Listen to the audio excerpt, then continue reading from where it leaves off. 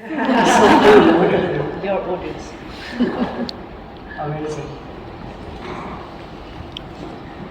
And I suppose I should wear one of these, right? It's, yeah.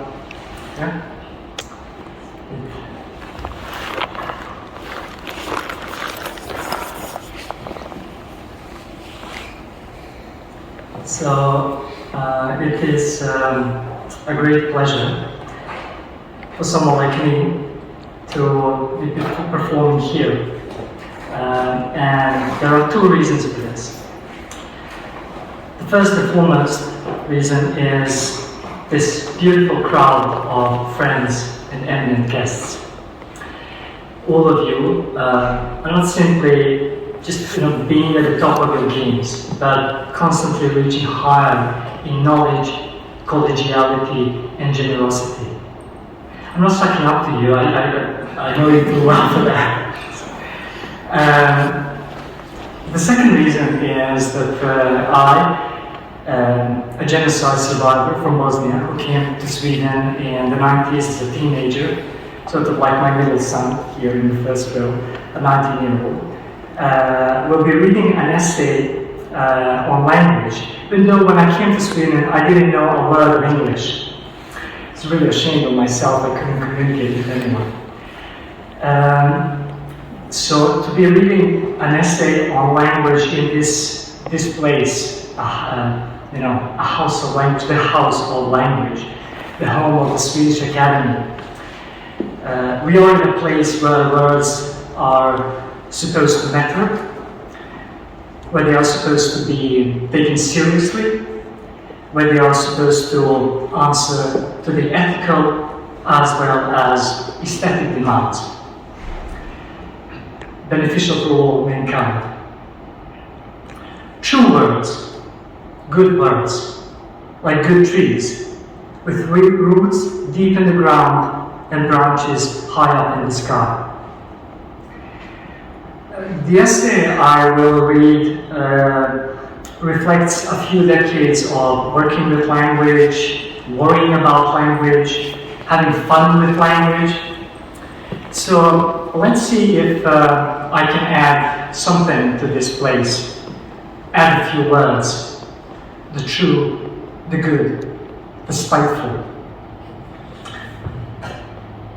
So the essay is, it was published last year in World Literature Today, and it is in the section called Linguistic Revolutions. It has a Swedish word in the title, as you will hear, and also there is just a little bit of singing here, so please don't leave when I do that. So the essay is called How I Stopped Worrying and Learned to Trivas with Words.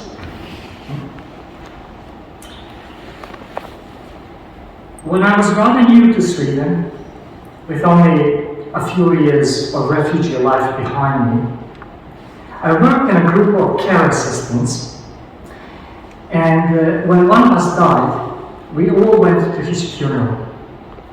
The priest pulled out an electric guitar and played a famous pop song by Ulf Lundell, Jag trivs bäst I gröna landskap. I was lost for words, of course, but quite enjoyed it. My first big culture shock. The main verse translates roughly as I best enjoy being in vast landscapes. But the Swedish verb trivas really means to thrive, to grow, and in more everyday use, to feel good and at home. You can trivas at work or trivas with someone. It signifies that everything is just Swedish lager. Just enough, balanced. It doesn't ooze the intensity of strong love, but develops a preferred mood or a mode of being. Perhaps it is like that line of Raymond Carver, in addition to being in love, we like each other and enjoy one another's company. I think there is a way to Trivas with words, and for words to Trivas with you, like you can Trivas with someone you love. It hasn't always been like that. There is also a way to live with words that make the ground arid. A way to always and utterly distrust words.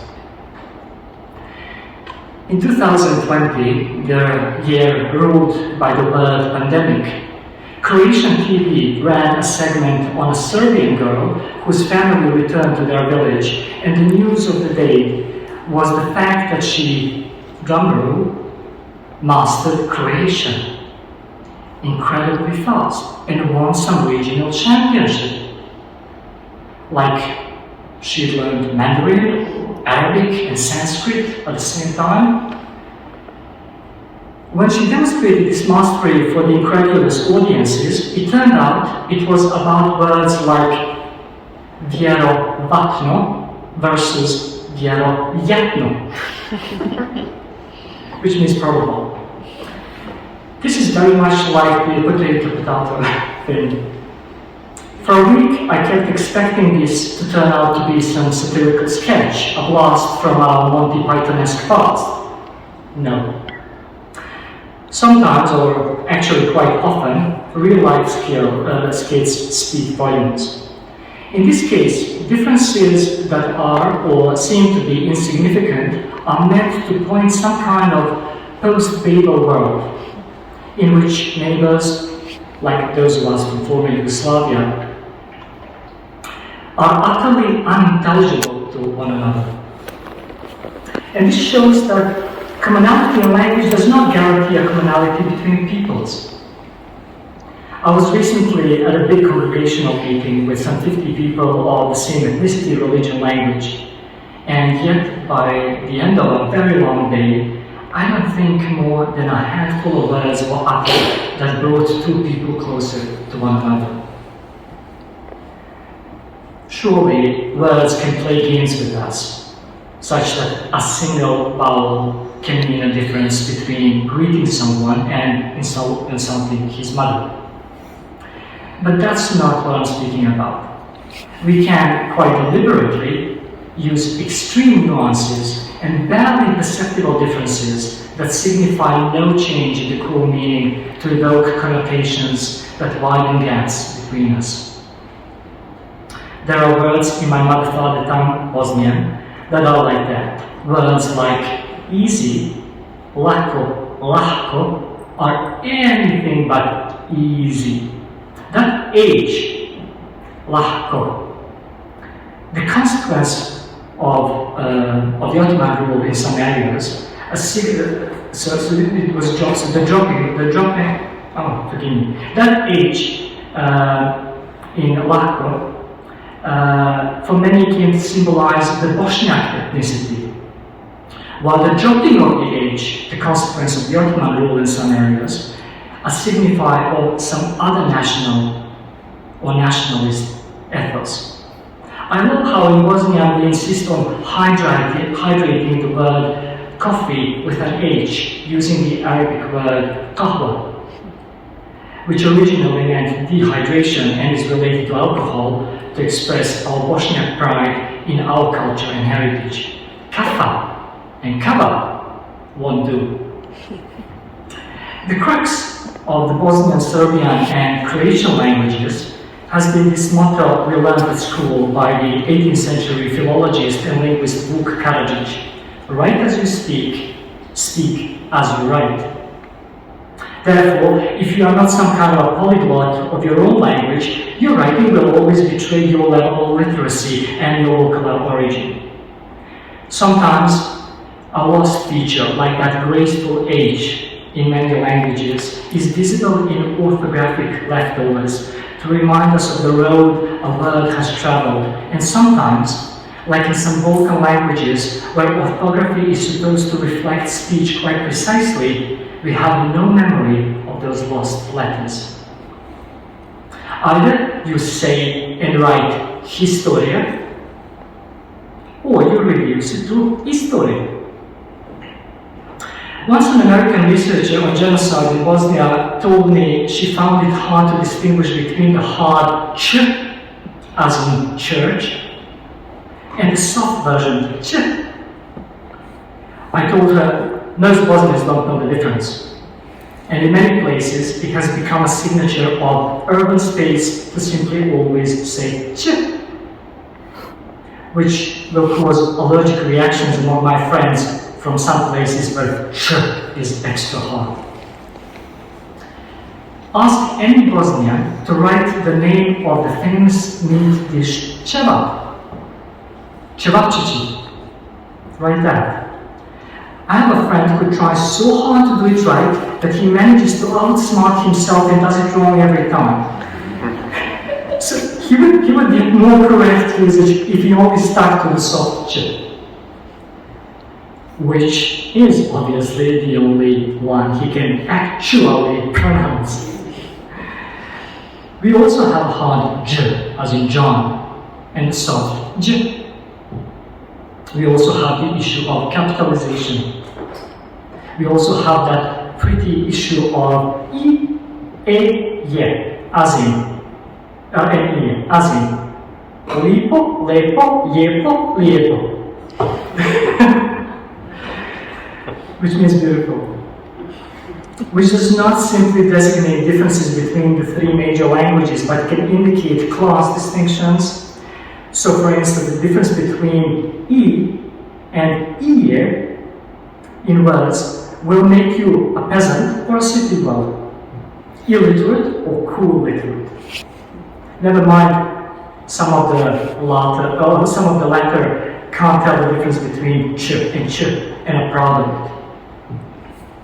I remember my late grandpa chiding me for saying sikira instead of siekira, X. While now I see a friend insists on saying sikira to mark the pride of his origin. It's almost like reclaiming certain bad words in the way that many have tried to reclaim racist slurs. Except these words are the same, and strugglers over smaller nuances signify bigger struggles of identity. And often, it is not just a struggle between ethnicities, but within them as well. While both my friend and I would say it's important to highlight some differences in this process of identification, which is both communal and individual, we do find many of these battlefields utterly ridiculous. These differences won't let you Trivas with words and each other. In some legends, they say God made humans speak different languages to curb our enthusiasm and prevent us from reaching incredible heights. In other words, linguistic differences made us infinitely split and disunited as a species. In other legends, our linguistic differences are meant to be the incentive to getting to know one another. The unintelligibility of the other is not supposed to be the reason for derision, for dehumanization, for fear, or nervous laughter. Those are not there so we could tell someone, come on, say something so we can laugh. Say anything. It's supposed to incite translation, a metamorphosis of the self, a desire for connection and intimacy. It is interesting in the first legend that unity in language is supposed to be some kind of superpower, some kind of threat to divinity. And surely that is enough to boost anyone's delusion of grandeur. But I prefer the second, mainly because I lived it. Growing up in Bosnia until 1993, I was a kid who studied German for 6 years, had the best grades, and yet couldn't speak German to save my life. I had this weird notion that it's impossible to learn another language, so I didn't. That was not the only crazy idea I had, but most of them were changed by the war. First, in that limbo-like period in various refugee camps, I started forgetting my mother tongue. and had one of those Sartrean moments when words stopped meaning. I would zombie around, if I may use the noun as a verb, if it's not too free. I'd look at things and try to speak their names, and they meant nothing. There was no tree in tree. Words, words, words, Hamlet said when asked what he was reading. I don't think I even had that. In the camp, people tried speaking to me in English, and I was so ashamed of myself that I could hardly introduce myself. Then I learned Swedish, probably the easiest language in the world, in a few months, and was cured of my stupidity. But also it was the beginning of the end of my existential crisis. Hamlet said to me, repeat, words, words, words. I found some tapes with English lessons at the library, fast forward 10 years, and I'm publishing my first short story, Integration Under the Midnight Sun, in English, in the US. I'm not sure why I even submitted anything, because although I then knew you could learn another language, I still didn't believe you could reach any sort of intimacy through it. Who'd read my stories? Who'd understand anything? Hell, I didn't understand them most of the time. The editor, a recluse who lived in a cove in the Smoky Mountains, wrote to me, I would read this even if it were about nothing. Had this been the first and the last connection between people from entirely different cultures, political systems, gender, and all that jazz, it would have sustained my desire to write until death. I was living this legend that promised intimacy through the desire to communicate, intimacy through language. I honored this connection when I published a novel in which the main character lives in that very cove in North Carolina and even tried to learn and use some of that local lingo. I thrive best in polyglot landscapes. To take the cue from the priest and the electric guitar. I think there is fate in our meeting with words. It's like finding your princess charming, your soulmate, only there is not just one. This is a polyamorous world, this one. Sometimes there is jealousy, but not much.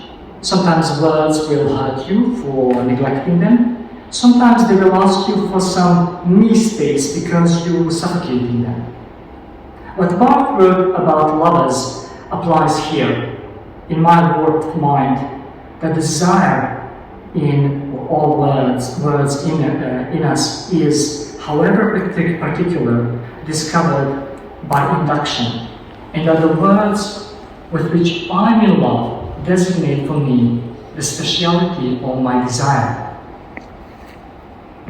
There are people I've never met except through their treatment of words in those toxic spaces that are social media, and whom I know better than my next door neighbors, whom I love the way the old prophets said God ordered us to love our neighbors. I made friends just by randomly, faithfully, reading their ramblings about this or that word.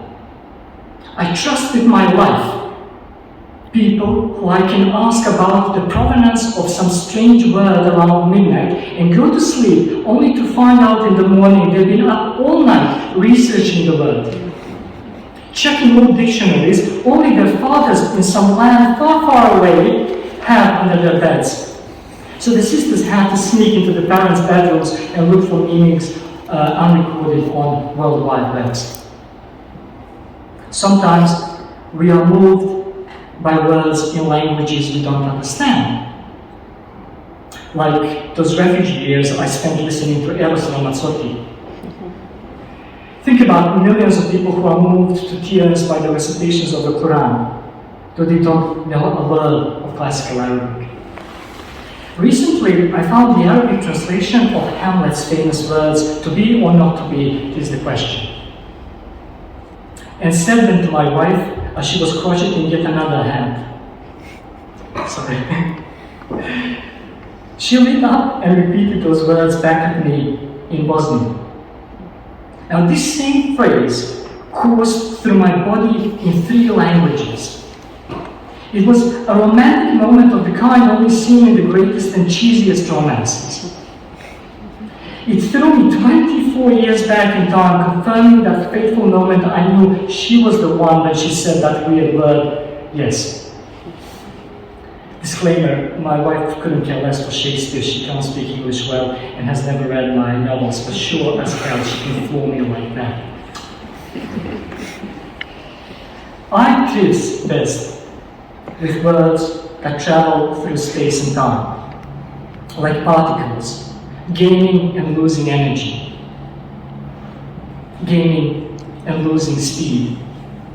Those words, and this is probably true for all words, are quantum particles that simultaneously exist, literally, in different locations, at different times, and most importantly, in different states.